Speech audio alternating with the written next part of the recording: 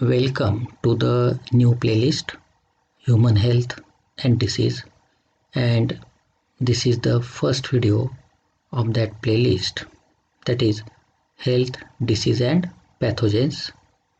Look at this signboard. It is showing the two ways. One is going to the health and another is going towards the disease. And of course you will select the way which is going towards the health. But यही रास्ता हमें चुनना है, health का, disease का नहीं चुनना। इसलिए दोनों राहों पे क्या है ये हमें पता होना चाहिए। इसलिए हम दोनों के बारे में जानकारी लेने वाले हैं, हेल्थ और डिसीज़ के बारे में। अब रहा सवाल पैथोजेंस का, ये तो हमें डिसीज़ के राहों में तो मिलने वाले ही हैं, तो रास्ते में उनसे भी थोड़ी जानकारी ले लेंगे। हेल्थ, हम हमारे डेली लाइफ में बहुत बार ये शब्द यूज़ करते हैं, health. But what is the health? जो सबसे परफेक्ट डेफिनेशन हेल्थ की वर्ल्ड हेल्थ ऑर्गेनाइजेशन ने दी है वो है a state of complete physical, mental and social wellbeing. जब भी कोई व्यक्ति फिजिकल शारीरिक दृष्टि से, मेंटल मानसिक दृष्टि से एंड सोशल यानी सामाजिक दृष्टि से तीनों लेवल्स पर अच्छी कंडीशन में है, तब उस व्यक्ति की हेल्थ अच्छी है, ऐसा हम कह सकते हैं। Remember this, there are 3 parameters for health: physical, mental and social. सिर्फ फिजिकली फिट रहना इसे हेल्थ नहीं कहते, उस व्यक्ति को मानसिक दृष्टि से भी अच्छा रहना बहुत ज़रूरी है और सामाजिक दृष्टि से भी अच्छा रहना बहुत ज़रूरी होता है। सी दिस, हेल्दी बॉडी और हेल्दी माइंड जिस व्यक्ति का होता है वो व्यक्ति हैप्पी होता है, और हैप्पी लोगों की वजह से हमारा समाज भी हैप्पी रहेगा, अच्छा रहेगा। How to maintain good health? अपनी हेल्थ अच्छी रहने के लिए हमें क्या करना चाहिए? The first is balance diet. हमारा डाइट बैलेंस होना चाहिए। मीन्स जो भी कंपोनेंट्स हैं हमारे डाइट के, proteins, vitamins, lipids, minerals, carbohydrates, ये सभी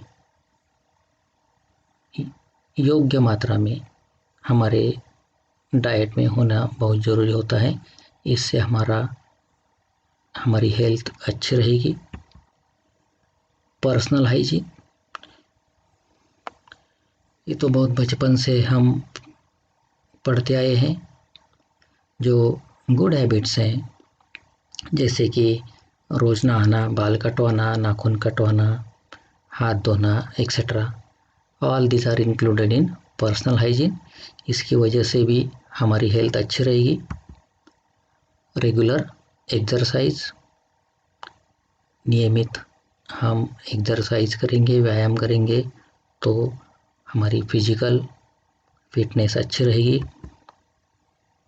yoga and meditation, it is very important to maintain our mental health. Vaccination, ऐसे बहुत सारे वैक्सीन्स हैं जिनके उपयोग से हम बहुत सारी बीमारियों से बच सकते हैं। For example the vaccine of polio, chicken pox, hepatitis. अगर हम ये वैक्सीन्स लेंगे तो भविष्य में हमें इन बीमारियों से प्रोटेक्शन मिलता रहेगा। इसलिए गुड हेल्थ मेंटेन करने के लिए वैक्सीनेशन भी बहुत ज़रूरी है। प्रॉपर डिस्पोजल ऑफ वेस्ट, जो वेस्ट मटेरियल्स हैं, जो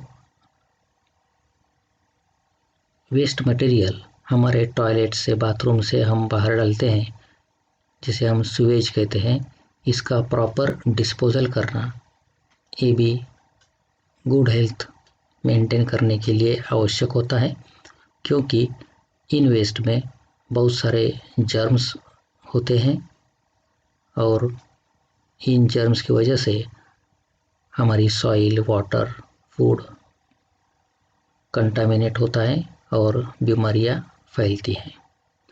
इसलिए इन वेस्ट का डिस्पोजल सही तरीके से करना ये भी बहुत इम्पोर्टेंट है अच्छी हेल्थ मेंटेन करने के लिए। नो एडिक्शंस, अगर हम एडिक्शंस से दूर रहेंगे तो हमारी हेल्थ अच्छी रहेगी। जैसे कि जो कॉमन एडिक्शंस है हमारी सोसाइटी में, smoking, chewing of tobacco and gutkha, drug addiction, alcoholism etcetera. अगर हम स्मोकिंग नहीं करेंगे तो लंग कैंसर होने की संभावना कम होती जाएगी। अगर हम चूइंग नहीं करेंगे गुटखा या टोबैको की तो माउथ कैंसर होने की संभावना निश्चित रूप से कम हो जाएगी। इसलिए एडिक्शन से दूर रहना यानी अच्छी हेल्थ मेंटेन करने के लिए सही कदम उठाना। Control of vectors, the most common vectors are mosquitoes. They transmit various diseases like dengue, malaria, chikungunya etcetera. इन वेक्टर्स को हम कंट्रोल करेंगे तो इन डिसीज का प्रसार नहीं होगा और हमारी हेल्थ अच्छी रहेगी। अवेयरनेस अबाउट डिसीजेस,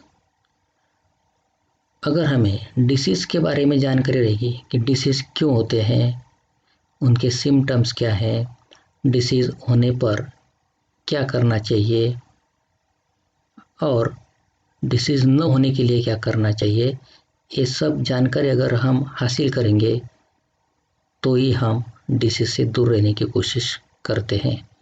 इसलिए डिसीज की जानकारी लेना भी बहुत इम्पोर्टेंट होता है अच्छी हेल्थ मेंटेन करने के लिए। And final but the most important thing is right attitude of mind. हमारा जो दृष्टिकोण होता है वो राइट यानी पॉजिटिव, सकारात्मक होना चाहिए। इससे हमारी हेल्थ मेंटेन करने में निश्चित रूप से फ़ायदा होता है। बेनिफिट्स ऑफ गुड हेल्थ, अच्छी हेल्थ के फ़ायदे क्या हैं? Healthy people are more efficient,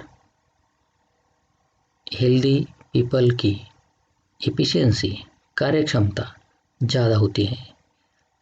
इसकी वजह से दे ज़्यादा कमाते हैं, देयर प्रोडक्टिविटी इंक्रीजेस। अगर वो ज़्यादा कमाएंगे तो दे बिकम प्रॉस्परस, मीन्स वो ज़्यादा अमीर होंगे। और एक व्यक्ति का अमीर होना यानी अपने कंट्री में जितने भी सिटीजन्स हैं, जितने ज़्यादा सिटीजन्स अमीर होंगे उतना हमारा देश अमीर होगा। इसलिए हर एक व्यक्ति का अमीर होना देश की तरक्की के लिए बहुत ज़रूरी होता है। इसलिए हमें हेल्दी रहना चाहिए।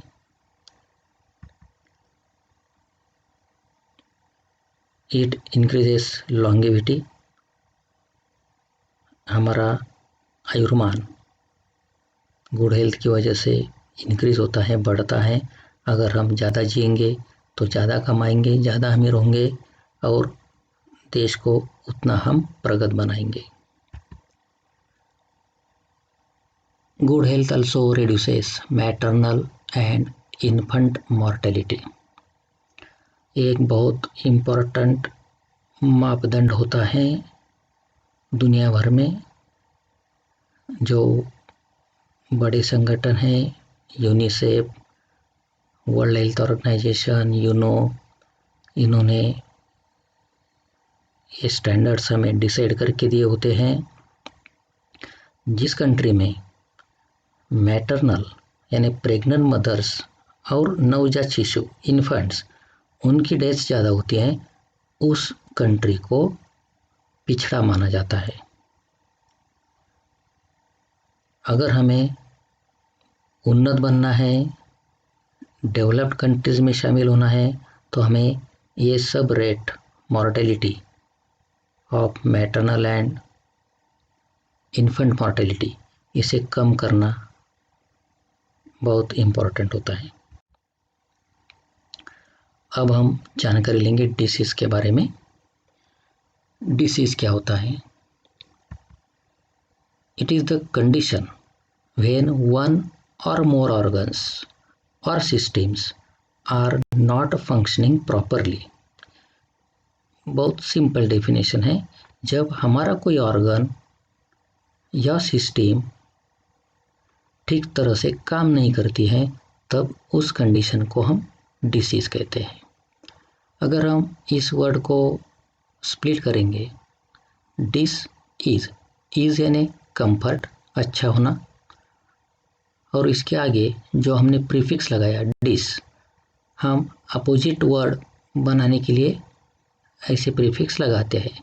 जैसे कि कनेक्ट, इसका अपोजिट हम करते हैं डिसकनेक्ट। ठीक उसी तरह से इज, उसका अपोजिट डिस इज। मीन्स जब हमें इज नहीं है, कंफर्ट नहीं है, तब उस कंडीशन को हम कहते हैं disease. Disease are of two types, infectious disease and non-infectious disease. First, we will know about the infectious disease. These are caused by pathogens. Infectious disease जो होते हैं ये पैथोजेंस यानी जर्म्स या कीटाणु की वजह से होते हैं, and hence they are transmitted from one person to another. एक व्यक्ति से दूसरे व्यक्ति को इनका प्रसार होता है। इन डिसीज को हम कहते हैं infectious disease.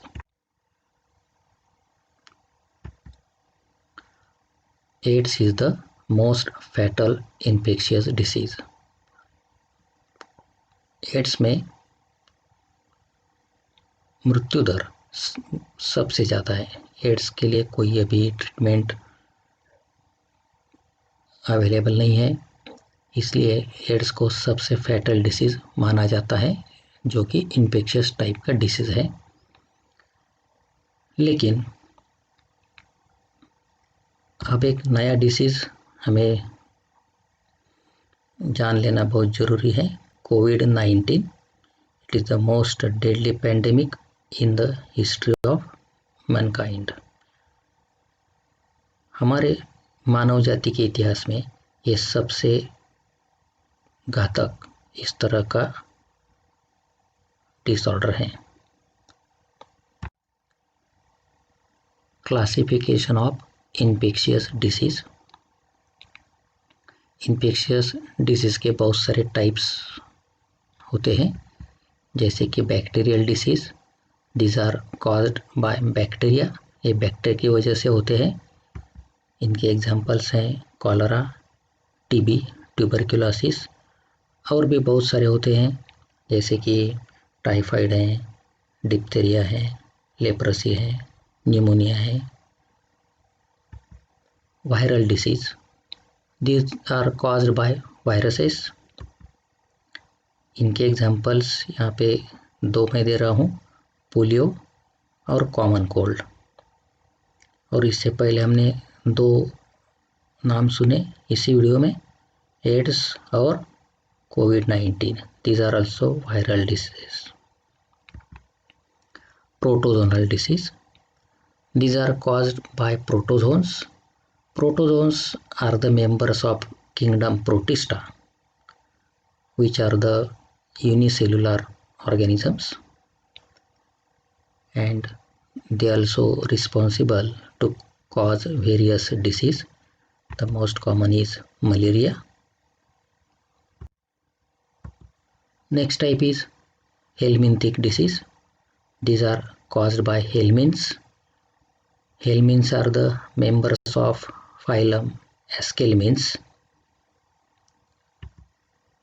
and its examples are filariasis and ascariasis.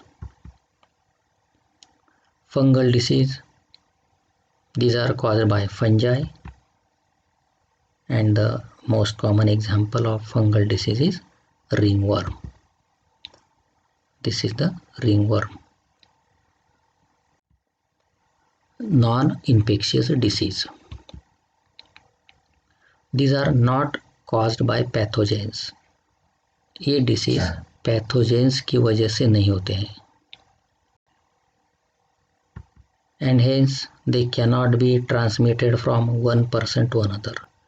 ये एक व्यक्ति से दूसरे व्यक्ति में ट्रांसमिट नहीं होते हैं, लेकिन इन्हें ठीक करना बहुत कठिन होता है, क्योंकि इन्फेक्शियस डिसीज़ को हम मेडिसिन की वजह से पैथोजेंस को मार सकते हैं, लेकिन ये जो डिसीज़ है नॉन इन्फेक्शियस, ये पैथोजन की वजह से होते ही नहीं है।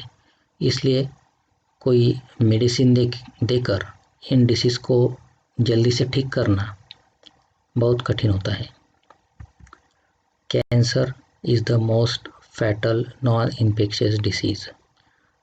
नॉन इन्फेक्शियस डिसीज़ बहुत टाइप के होते हैं, लेकिन कैंसर ये ऐसा डिसऑर्डर है, डिसीज़ है, जिसमें मृत्यु दर बहुत अधिक होता है।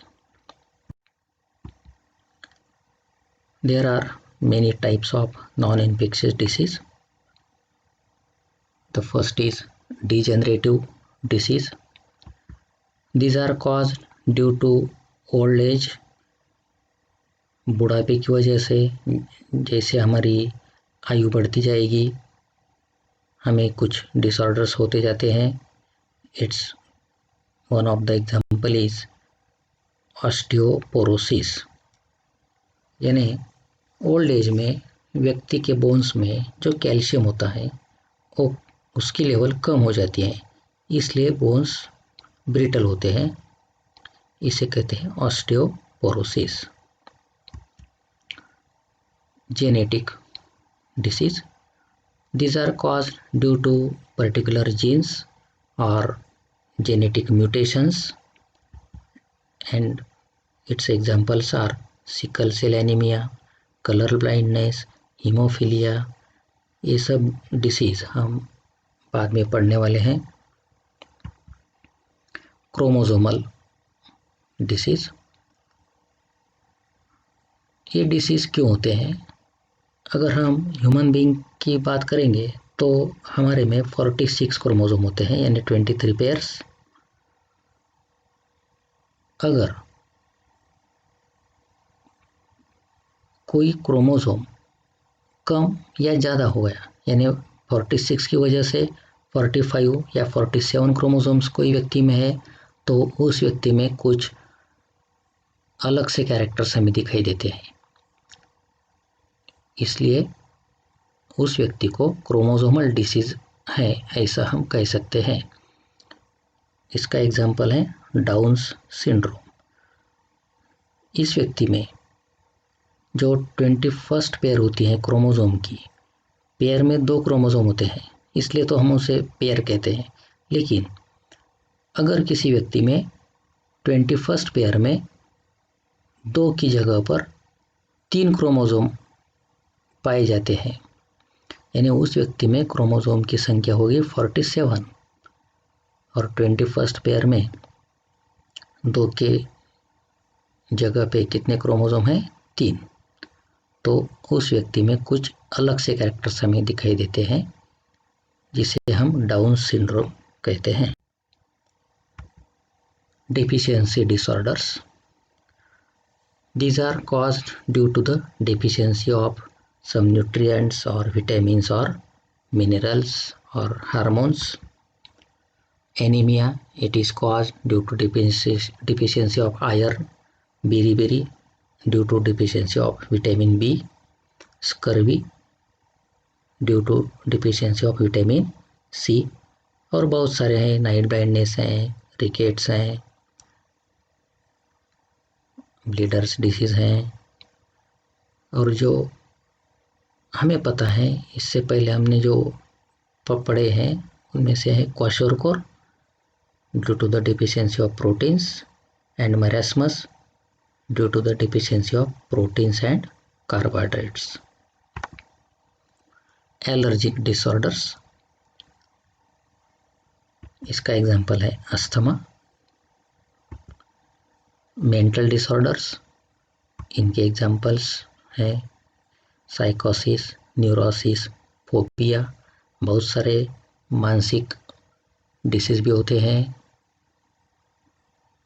अब मैं सिर्फ फोबिया के बारे में थोड़ा सा बताना चाहूँगा. फोबिया यानी डर, किसी चीज़ का डर लगना, उसे कहते हैं फोबिया. जैसे कि कोई व्यक्ति ऊंचाई से डरता है, कोई पानी से डरता है, या कोई क्रिएचर से डरता है जैसे कि कॉकरोच या छिपकली. और आप स्टूडेंट्स के लिए तो कॉमन फोबिया है exam phobia and study phobia. Pathogens, disease causing organisms are called pathogens. जिन ऑर्गेनिजम्स की वजह से हमें डिसीज होते हैं उन ऑर्गेनिजम्स को हम कहते हैं pathogens. These pathogens, they may be bacteria, viruses, protozoans, helminths or fungi.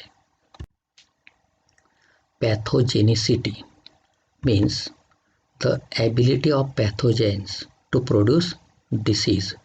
Pathogen के पास जो क्षमता है डिसीज प्रोड्यूस करने की, उसे कहते हैं पैथोजेनिसिटी.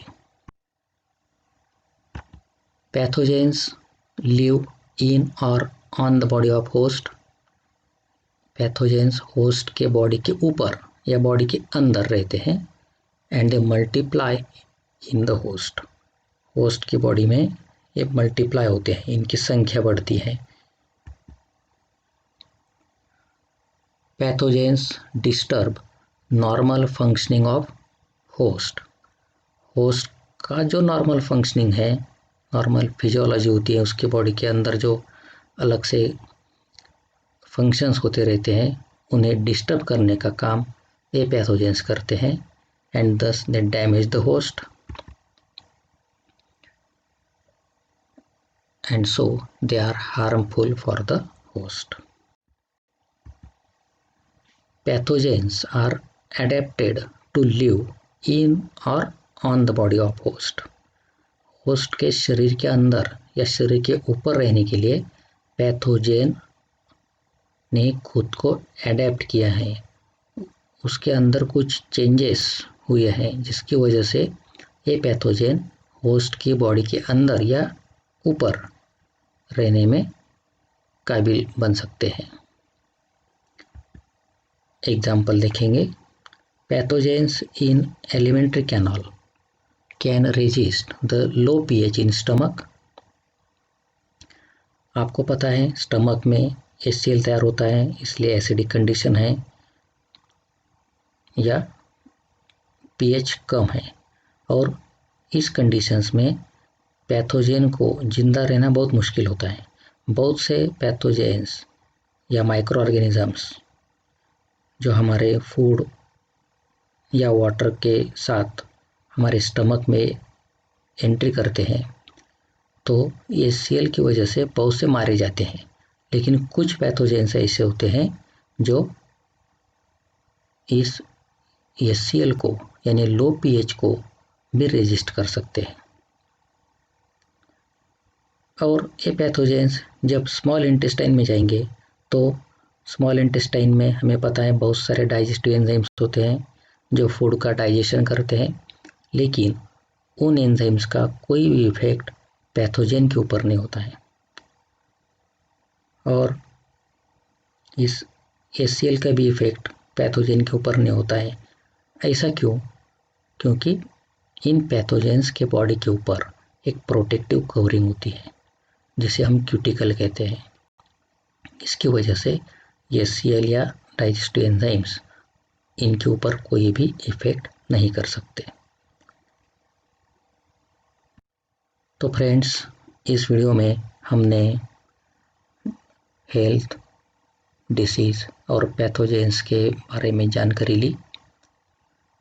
इस वीडियो को लाइक करना, शेयर करना और मेरे YouTube चैनल को सब्सक्राइब करना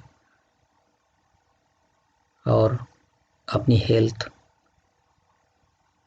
अच्छी तरह से मेंटेन करने का प्रयत्न करना। मिलेंगे अगली वीडियो में, तब तक के लिए गुड बाय।